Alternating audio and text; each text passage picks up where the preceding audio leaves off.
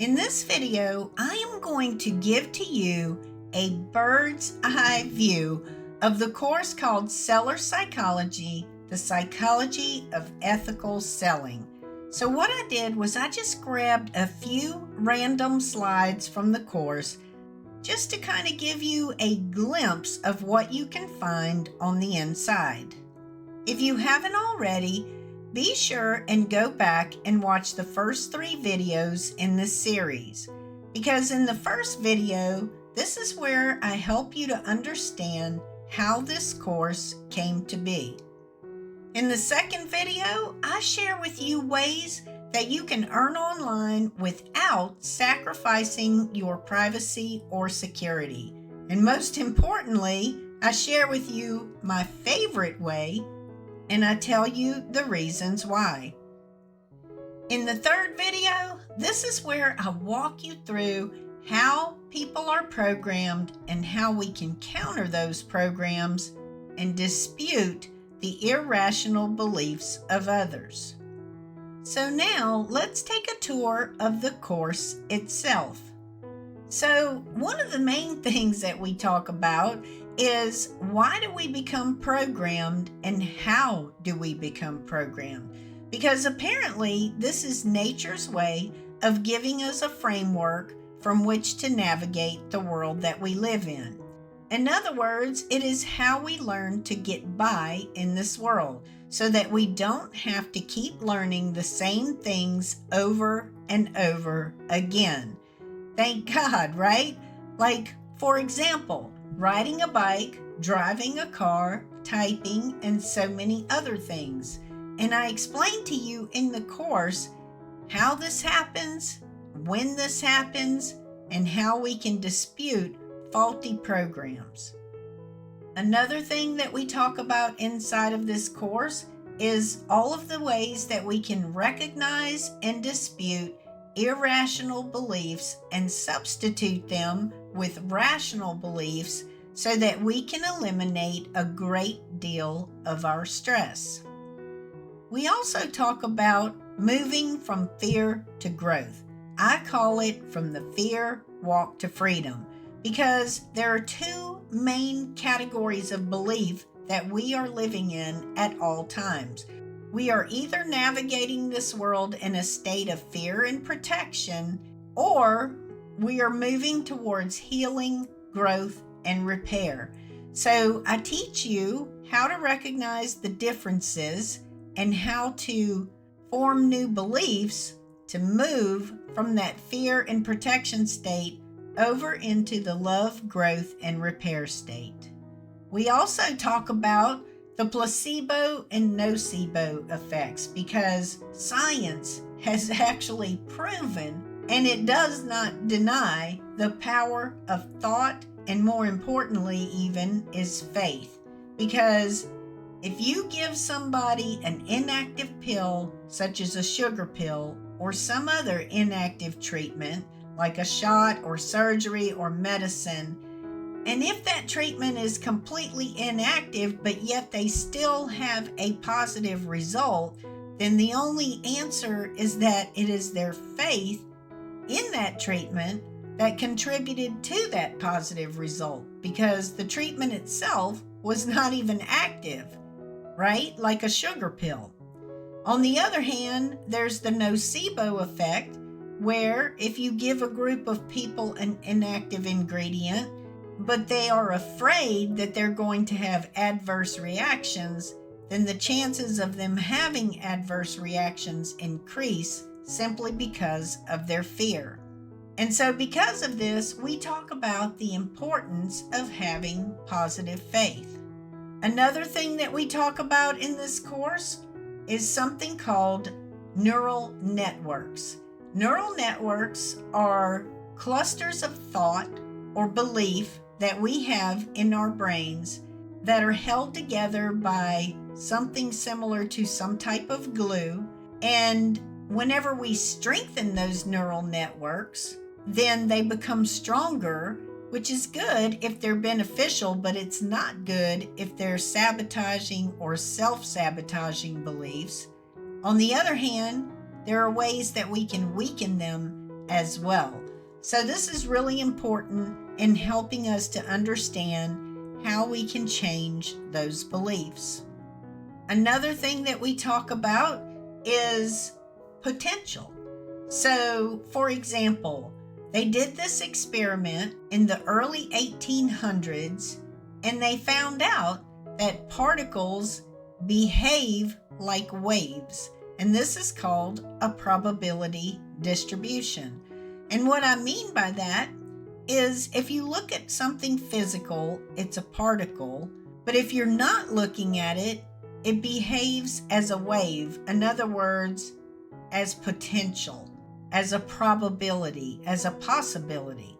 But if we're observing it, then that possibility or that probability collapses into an actual particle.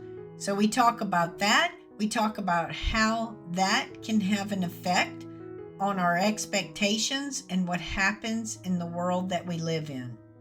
We also talk about something called interference, because when those waves of probability are in alignment with one another, they strengthen each other and they cause high energy, and this is called constructive interference. But at the same time, if those waves are not in alignment with each other, then they can completely cancel each other out, and that's called destructive interference. So this has to do with whenever you are around somebody or an animal or whatever, and you get positive vibes versus negative vibes. This explains how and why that happens.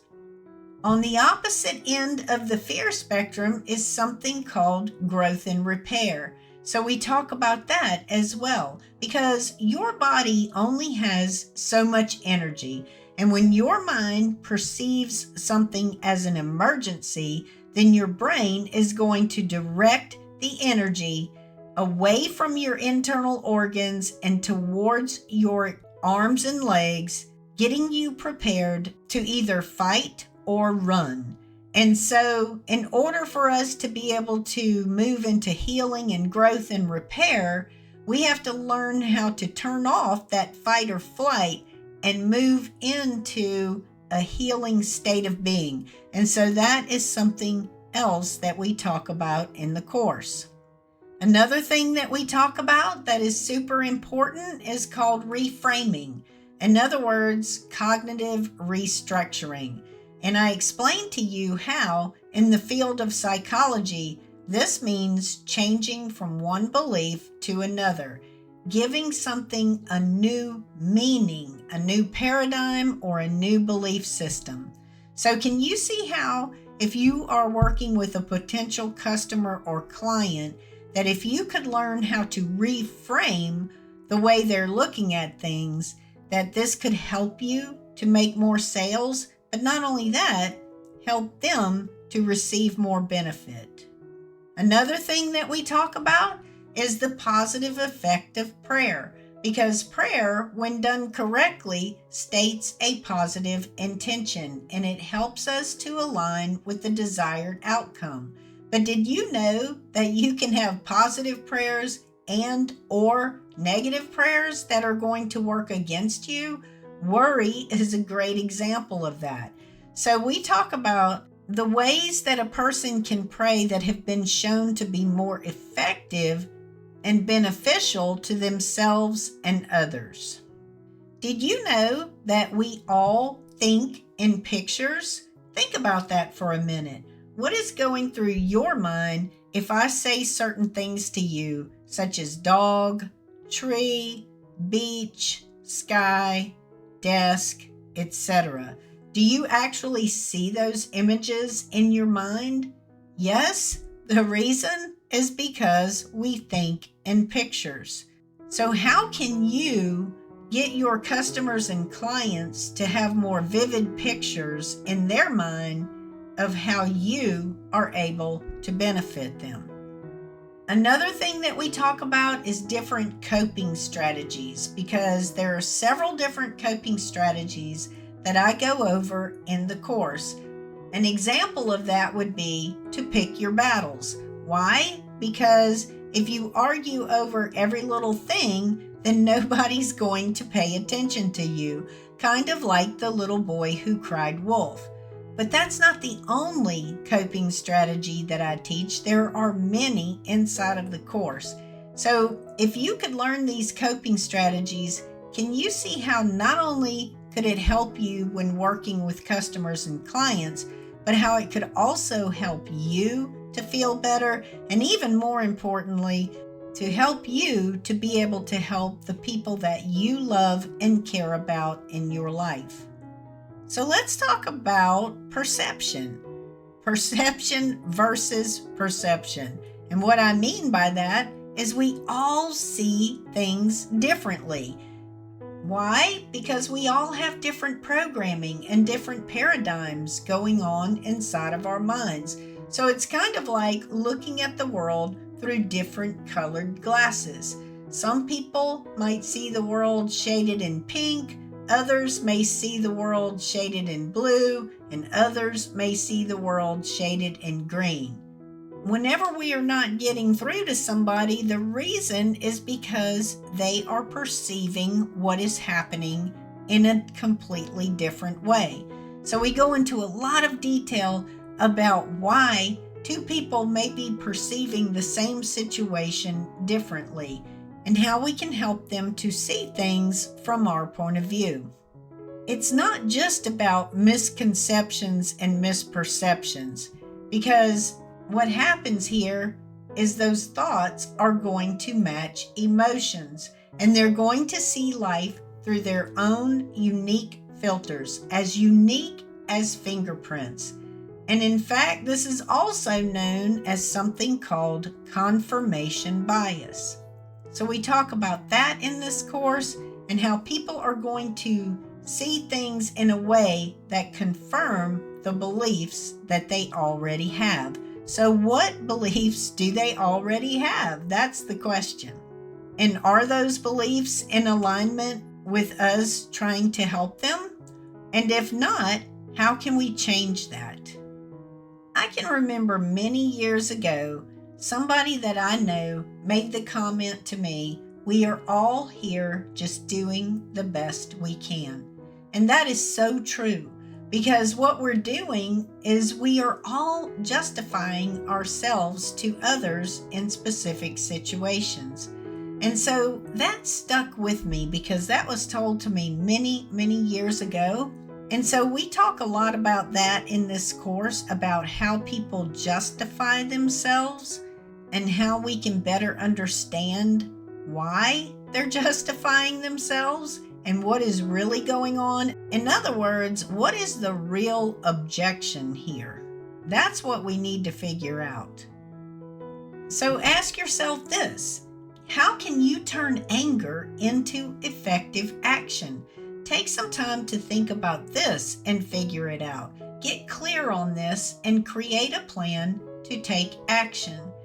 Because that's another thing that we go over in detail in the course, is not just anger, but what causes people to have depression, anxiety, social anxiety, guilt, shame, all these emotions. We all have them, right? So it's important to understand not only the differences, but what causes them and how we can change them for the benefit of everyone involved. Another thing that we talk about is the importance of listening, because one of the things that most people have a problem with is they feel like they're not being listened to or they're not being understood. They feel like other people are not hearing their side of the story. So how can we learn to be better listeners and understand better? We also talk about some other types of coping strategies where we can learn when it is best to just walk away from the situation, to just remove ourselves, and when it is better to use other and different strategies. One of the main things we talk about is goals, because everyone wakes up with a goal every day. And that goal may be just sitting on the couch to relax. but it is still a goal. Maybe they need to relax. Maybe they deserve to relax. Maybe they're physically and mentally and emotionally exhausted. But regardless, we all have goals every day. And one of the things that causes anger the most, or especially and definitely frustration, is when we have a goal and that goal is being interrupted. So how can we figure out what the goals are that our potential customers or clients have so that we can help them to accomplish those goals? Another thing that I talk about all the time, is the difference between introverts and extroverts because they have very different goals. And believe me when I say I love extroverts. Extroverts are fun. They're the life of the party. They're entertaining people. They're making people laugh. They're social. They're outgoing. And they love to be around other people. And sometimes I can be that way when I'm around certain people. But introverts, on the other hand, are more shy. A lot of times it's because they're just insecure or they just prefer working alone and being alone. And it's important to understand the differences because one of the challenges that I faced when I was studying marketing and just about everything in my life was when somebody would try to get me to become somebody that I'm not, to put into action strategies that work well for extroverts, but did not work well for me as an introvert. And I remember one marketer saying, "Oh, don't say you're an introvert. That's just an excuse." And I have to respectfully disagree. That's not an excuse. It's a very powerful, strong part of some people's personalities. It's like putting somebody on a stage and asking them to speak in front of 100,000 people. That social anxiety is real for some people. And so to expect somebody to be able to do those things when it is just not within their personality to be able to make that happen, I just think that's important to recognize, to understand, and to figure out what to do with these differences and how to help these people in different ways. Another thing that we talk about in the course is stress. Do you know that there are 3 main types of stress? There's cataclysmic events, such as major life catastrophes. I went through that big time with Hurricane Katrina because the entire community that I grew up in was gone. And I don't mean just destroyed, I mean gone. And that was a cataclysmic event. To say it was stressful would be an understatement. It was extremely, extremely stressful. I learned a lot of things from it, but regardless, it was stress. Another type of stress is life events. Sometimes they can be good events, such as weddings or having a new baby, things like that. But did you know that the type of stress that harms us and affects us the most are just simply the daily hassles, the everyday wear and tear? That's the worst kind of stress that we can have. So how can we help people to eliminate that type of stress? And that's what I talk about really in my second video in this series when I talk about my favorite way to earn online, because I had to figure out a way that would not only work with me and my personality, but would help me to get rid of a tremendous amount of daily hassles and stress in my life. So, could stress management be a form of emotional intelligence? Well, there are mixed results on that. We have an entire section inside of the course about emotional intelligence. Let me ask you a question. Would you like to learn how to become more emotionally intelligent? Can you see how that would not only help you and the people that you love, but also your customers and clients? So what if you could figure out how to respond whenever somebody says something to you that upsets you in life. What if you could learn some questions that you could ask that person to help to diffuse any controversy that can happen in your life? I call it the who, what, when, where, why, and how questions. Did you know there are a series of questions that you can ask another person whenever they say something to you to upset you that can set clear boundaries, force that person to have to explain to you what they meant, and get them to look at things from a completely different point of view? Would you like to learn what those questions are? Because it's extremely important to set boundaries, and that's something that we talk about in the course as well. So the thing to do is to stand up for your values, let people know that you are not going to tolerate someone who violates values and beliefs that are important to you. So we talk about all of the different ways that we can set those boundaries and how we can help others set boundaries as well. Another thing we talk about is knowing when to walk away. I think we touched on this a little bit in another slide, but what about eliminating drama? That is one of the things that I like the most about social media. It does make our lives easier that way because it makes it much easier to walk away, because all we have to do is act like we didn't see it, right? If something comes up on social media and we don't want to deal with it, we don't have to deal with it. We can just say, well, we didn't see that, right? It's easy to do. Whereas in real life, it's not quite so easy, because social media makes it a lot easier to ignore the things that we don't want to pay attention to. So what about all of the different emotions? I also touched on this, such as depression, anxiety, social anxiety, guilt, shame, anger, all of these different emotions. What if we could learn how those emotions come to be? Which thoughts evoke those types of emotions, and how those feelings can put us into an emotional state, and more importantly, how we can replace those thoughts and change those feelings into something more beneficial. Another thing we talk about is the importance of finding meaning in the pain. So spend some time thinking about this. When have you ever come to a fork in the road and changed directions? What happened? Did you find new challenges and new blessings? Because no matter which path we take, there are going to be challenges, but there are also going to be blessings.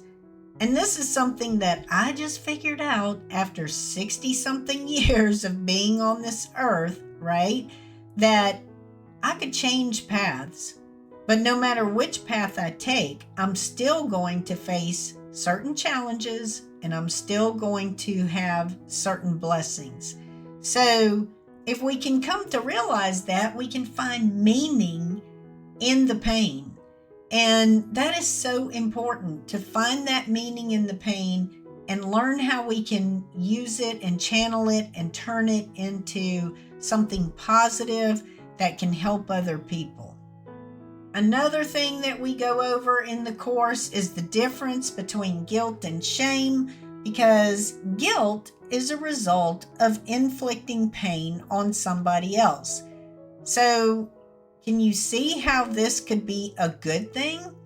Because we need to feel bad if we've hurt somebody else, right? Because that bad feeling will help to prevent us from harming more people in the future. The problem happens when that guilt turns into shame, and we go into a lot of detail about that inside of the course as well.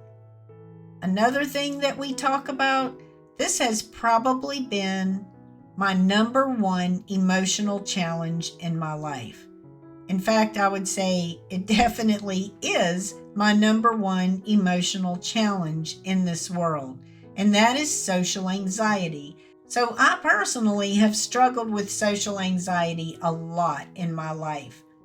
I just question myself. I question whether or not I'm going to say or do the wrong thing or say something stupid or do something stupid, right? It's a fear that I have. And that fear has spread over to social media as well, which has been what has kept me from succeeding online. So, what is social anxiety or social media anxiety? Actually, it is the fear of embarrassment or criticism, especially public embarrassment or criticism. I don't have to look this up. It's been a powerful, powerful obstacle in my life. And inside of the course, I explain not only the things that I have come to realize about this, but the ways that I can overcome this and handle this in my life that I'm still able and capable of managing and doing, right? Because it's often correlated with an introverted personality. And nothing is going to get me to stand up on a stage and speak to 100,000 people. Or let me put it this way. At this point, I can't see that. However, there are a lot of beneficial strategies that we can use that can help us with everyday situations. And so believe me when I say I talk about that a lot in this course, because that has been my own personal biggest emotional challenge. And think about this. The average person affects at least 10,000 people in a lifetime. One of my friends had said this to me. She said, I just read the other day that we affect at least 10,000 people in our lifetime. And so I want you to think about that for a minute. What kind of impact do you want to leave on 10,000 people? Do you want to leave a positive impact or do you want to leave a negative impact? Because that's one of the main things that we focus on inside of this course is the importance of leaving a positive impact in other people's lives. Now, this is interesting.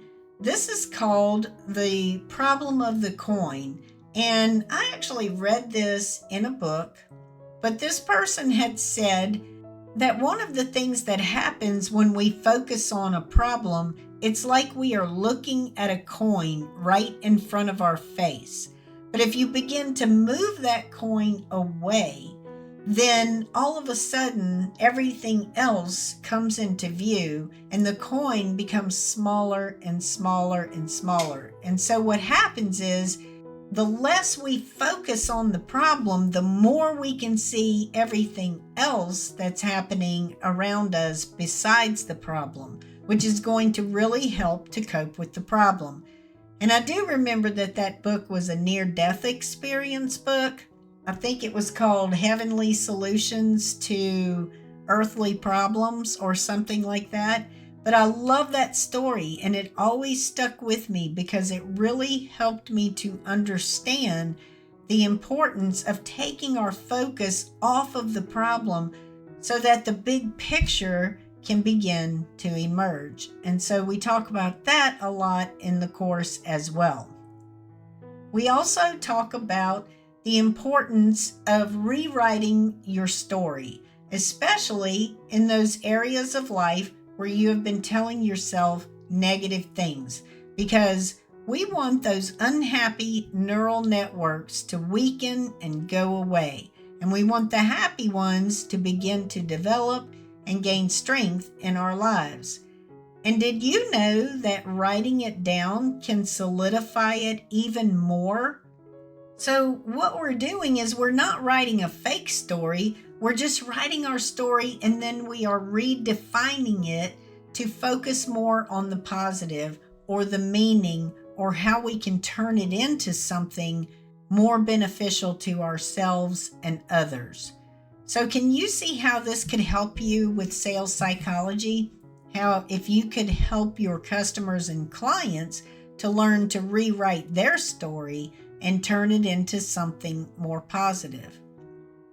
And so, of course, we talk about how you can take the things that you have learned and use it to help other people.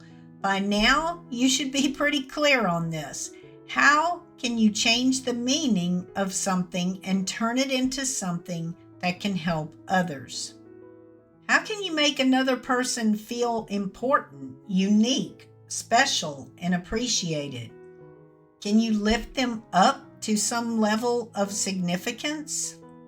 Because significance is actually another human need that people have. And that's something that I learned from Tony Robbins. And it's true. It's important to help other people feel more important. Because everything in this world can be taken away from us except for one thing. We still have the ability to choose our attitude about whatever happens and find meaning. So what could happen if you reach the point where you realize that life is actually a gift? If you get to that point, then you have transformed your emotions. You are now able to turn all of that pain into something much greater than you ever could have imagined. You are here because you are destined for greatness. I really believe that.